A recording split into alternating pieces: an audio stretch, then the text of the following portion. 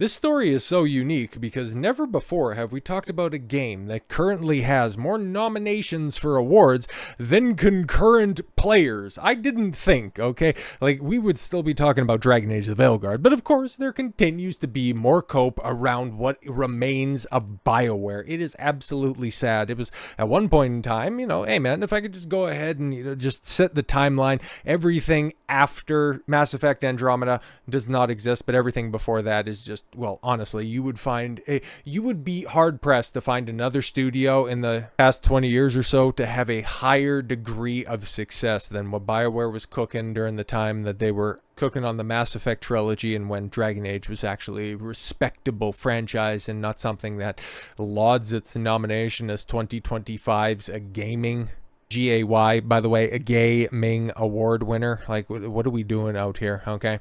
Because nominations for the 5th annual gaming awards have been announced, with Dragon Age the Veilguard picking up 3 across 12 categories, including Game of the Year, Life is Strange Double Exposure, another flop, Dragon's Dogma. Interesting. That was a game that was popular for a second in, oh my god, what did it come out? A couple of weeks after Final Fantasy VII Rebirth, and it did absolutely nothing after that, but I think people liked it, I guess, whatever. It ended up, getting microtransactioned out the wazoo by Capcom. Maybe it's double penetrate. Maybe it's, it's probably up for the DP award. The Last of Us Part 2 remastered. Yep. Okay. Paper Mario and the Thousand Year Door. All right. That's with the tranny ghost, right? Fear the Spotlight, Caravan. Bro, I don't care. Other awards, include a Best Gay Indie Game, Best Gay Character Award, Best Gay Voice Actor of the Year, alongside Industry Diversity Award and Community Impact Award. Okay, well, what else? Okay, let's see. Okay, let's see how many games that we recognize as being outright successes. Okay, Dragon Age Dogma, we know that ended up selling well. Okay, Paper Mario Thousand Year Door, I think that ended up doing well. The rest of those, like, bro, anyways, Best Gay Indie Game, I don't recognize any of those. Okay, a Gaming Magazine Readers Award. Okay, Final Fantasy. Yo, why is Rebirth up for that? There's like no gay characters in there. But I guess, okay, that's Reader's Choice. So I guess even a broken clock is right twice a day. Industry Diversity Awards. Oh yeah. Rare. Limit Break. Well, I think Limit Break's one of those DEI consultancy groups. Code Coven and Blizzard Entertainment. Interesting how creepy groups like this are going ahead and embracing Blizzard after years and years of investigations of sketchy policies and backdoor dealings. Interesting. Maybe that's why they like them, because of what they do in the backdoor. Best Gay Character. Okay. Oh, Rook from Dragon Age the Veilguard. Well, could be, but more than likely has to be. A voice actor. All right, the chick that's going to be a part of, Ghost of Yotai. That's going to be, oh boy, we haven't heard hide nor hair of that game, but maybe it's Summer Games Fest. Oh, gotta be at Summer Games Fest, because I thought it was at least earmarked for the end of 2025 release date, right? Or 2026, so just nothing on that. But okay, Geek Entertainment Geek Entertainment of the Year Award. Oh, Agatha All Along. What do you mean it was Agatha all along? She didn't do nothing. Arcane Season 2. Oh, Has Been Hotel. Bruh. And the other three I haven't heard of before in my life. If Arcane Season 2 can't even get, Gay Entertainment of the Year Award, it just shows you how awful oh, God, man. Go from having a very well-told story about, class struggle to just move into fighting God. Like, what the fuck is going on? But anyways, good for Dragon Age the Veilguard. You pick up 3 nominations from the, the big gay awards out there. It's more than you got from the Game Awards, which you very much wanted this game to be central to, but the only thing that you could manage to snag was best menus, and he ended up losing out on that one. Sucks to suck, I guess. But now the cope is taking a different trajectory, one that I didn't think they would even bother trying to wheel out. I thought that this would end up being the case. Maybe after, I guess maybe they ended up getting tipped off. We're talking about, the Access Media here. Maybe they finally figured out that, BioWare, they might say that they're working on Mass Effect 5, but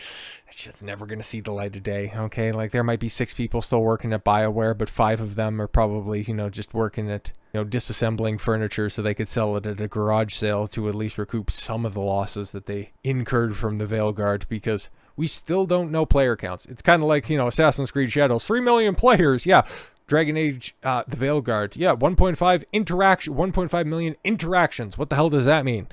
1.5 million. Shut up. And we gave it away for free on PlayStation Plus. What was that?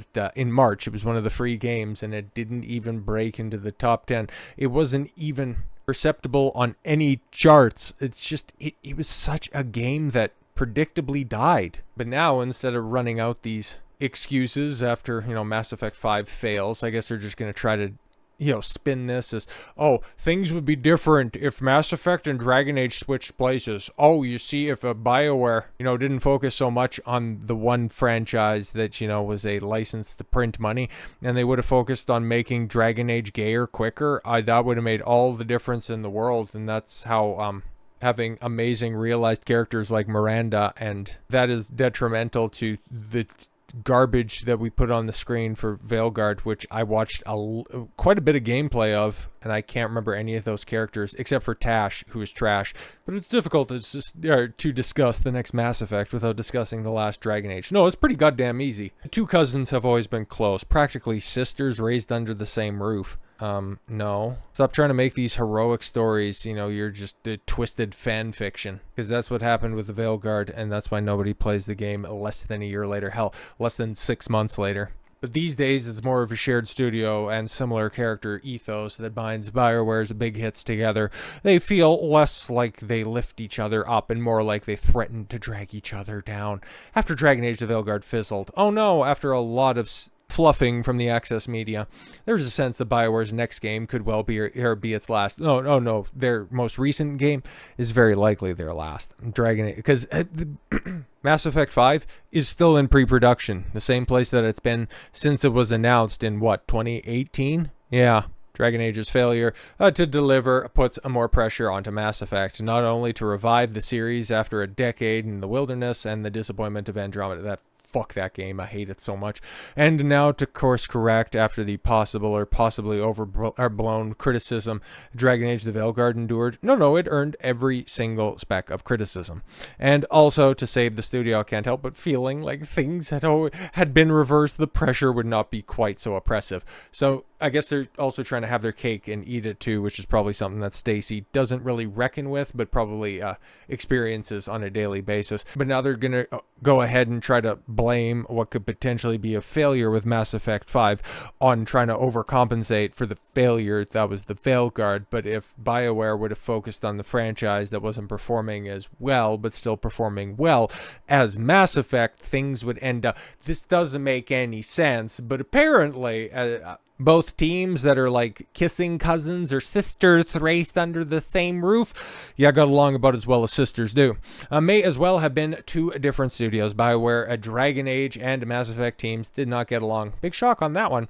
It's always interesting when you get a glimpse behind the curtain at the internal culture of the beloved studio. Traditionally, these sneak peeks have betrayed cultures of crunch and sexual misconduct, but occasionally you see a feel-good story or two. We already knew that the unbelievable crunch at BioWare, and now David Gator, who has given us additional insight into the legendary studio's troubled internal culture. According to Gator, a lead writer on Origins, Dragon Age 2, Dragon Age Inquisition, and then he also came back to observe the script, or he had a hand in the writing process for the Veilguard.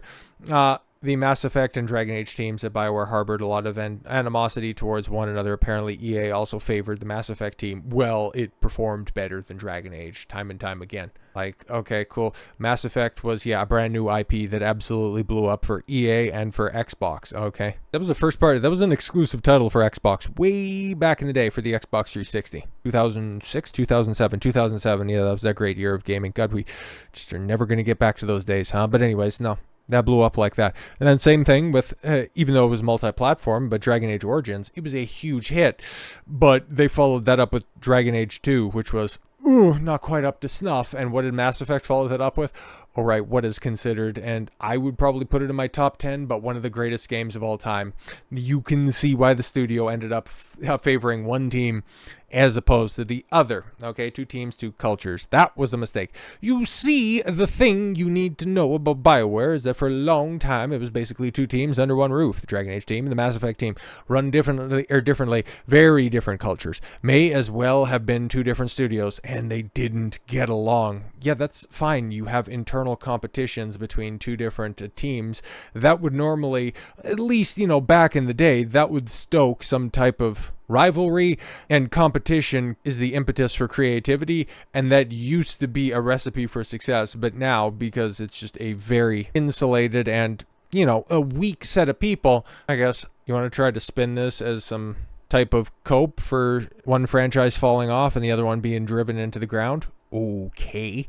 Gaymer wanted a fresh challenge after shipping Inquisition, but wasn't willing to move to Montreal to work on Mass Effect Andromeda. Well, nothing would have saved that. That game is busted every single way that, well, actually, most modern games are, so it was probably the precursor and kind of set the stage for a lot of shit because the dialogue was ass, the characters were cancer, the plot was retarded, and the gameplay, I mean, I hate that game so much, man. Like, I've got to go back and revisit it and maybe do some type of... I gotta do something with that because I've got a lot of built-up aggression around that game. It killed my love of gaming for so many years. Anyways, instead he opted to join the team creating Anthem, which is composed mostly of developers who worked on the Mass Effect trilogy. Oh, see, that's why Anthem sucked, because, I mean, I don't know. Gaymer was tasked with turning Anthem from a beer and cigarette sci-fi into a fantasy sci-fi a la Star Wars, and yeah, okay, cool. Oh, so he's the guy who's responsible for Anthem being a bungled mess that BioWare didn't even know what the game was prior to release. Hilarious. But okay, but the team wasn't happy with the directive and constantly told Gaymer his narrative work was too much like Dragon Age, which is hilarious because, you know, Dragon Age being a dark fantasy, and he wouldn't want to do something like a sci-fi a la Aliens or Terminator or something like that, that's the way that description comes across, okay, where you have a more gritty, futuristic setting like that. It's like, what? Okay. Gaymer, yes, suspected Anthem was doomed to fail and resolved to depart BioWare after being told he wasn't going to be promoted to the role of creative director on a future project. No, you suck dick, and he didn't end up getting rewarded. And he's like, well, what happened? I thought you fail up in this industry. No, you just got to wait a few years, and, you know, your future co-worker on Dragon Age the Veilguard. I know it's called Dreadwolf right now, but eventually it'll become the Veilguard. Corinne Bush, who is right now Matt Bush, or I think it was Matt, actually. We're just pulling a name out of the ass, but not properly assessing who it was. Yeah. They won't get any of the blame for how atrocious that game is going to eventually be in, you know, like a decade's time, but don't worry about it. You'll be able to wax fantastic about how it was actually Mass Effect's fault as to why the last Dragon Age game is an abomination and why Anthem was such a bungled mess.